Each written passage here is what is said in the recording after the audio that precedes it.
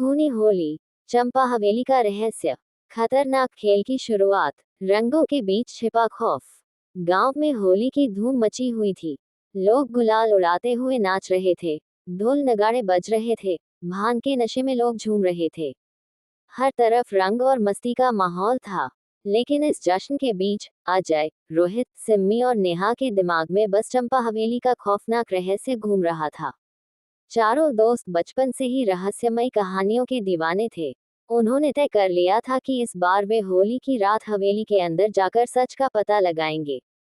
शाम होते ही गांव के बुजुर्गों ने सबको आगाह किया, बच्चों, होली की रात हवेली के आसपास भी मत भटकना। ये रात अशुभ होती है। लेकिन अजय हंसते हुए बोला, दादाजी, ये 21वीं सदी है। आत्माएं और भूत प्रेत सिर्फ कहानियों में होते हैं। रोहित ने भी मजाक उड़ाते हुए कहा, अगर हमें कुछ दिखा तो हम उसका वीडियो बना लेंगे और यूट्यूब पर डाल देंगे।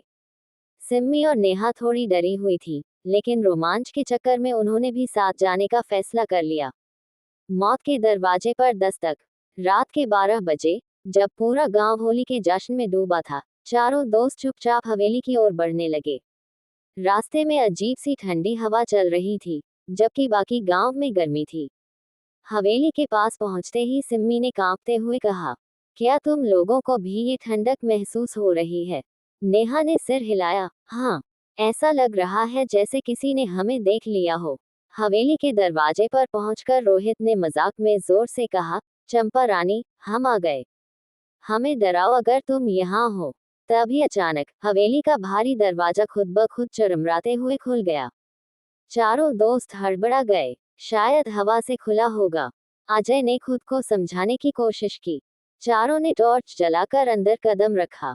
हवेली के अंदर घुप अंधेरा था। दीवारों पर पुरानी जली हुई तस्वीरें थीं। हवा में तारांकन अजीब सी गंध थी, जले हुए रंगों की और शायद कुछ और भी। जैसे ही उन्होंने आगे कदम बढ़ाए, अचानक सीढ़ियां चरमराने लगी और ऊपर की मंजिल से किसी के चलने की आवाज आई। कोई है वहां? नेहा ने हिम्मत करके पूछा। कोई जवाब नहीं आया, लेकिन अचानक एक पुरानी घंटी जोर से बजने लगी। टन टन टन। अब चारों की हिम्मत जवाब देने लगी। लेकिन अजय ने कहा, हम इतनी दूर आ गए हैं, अब पीछे नहीं हट सकते। भूतिया तहखाने का रहस्य। चारों दोस्त हवेली के अंदर धीरे धीरे आगे बढ़ रहे थे। तभी उन्हें एक पुराना दरवाजा दिखा, जिसके ऊपर लिखा था, इस दरवाजे को मत खोलो। रोहित हंसा, जिस चीज पर मत खोलो लिखा होता है, हम वही खोलते हैं। उसने दरवाजे को धक्का दिया और दरवाजा चरमराते हुए खुल गया। अंदर एक तहखाना था, जहां पुरानी होली की राख तारांकन बिखरी पड़ी थी। लेकिन ये राख सामान्य नहीं थी, यह अभी भी हल्के लाल रंग में चमक रही था, जैसे किसी ने उसे हाल ही में जलाया हो। ये होली की राख है, लेकिन इतनी सालों बाद भी जल रही है, सिम्मी ने हैरान होकर कहा। तभी अचानक हवेली की दीवारों पर लाल रंग से एक अजीब संदेश उभरने लगा। होली की आग में मैंने जलकर बदला लिया, अब हर साल कोई ना कोई इसी आग में फंसेगा। चारों दोस्त डर से कांप उठे। अब हमें यहाँ से निकल जाना चाहिए, नेहा घबराई हुई आवाज में बोली। लेकिन जैसे ही वे दरवाजे की ओर बढ़े, दरवाजा जोर से खुद ब खुद बंद हो गया। असली खेल अब शुरू हुआ था।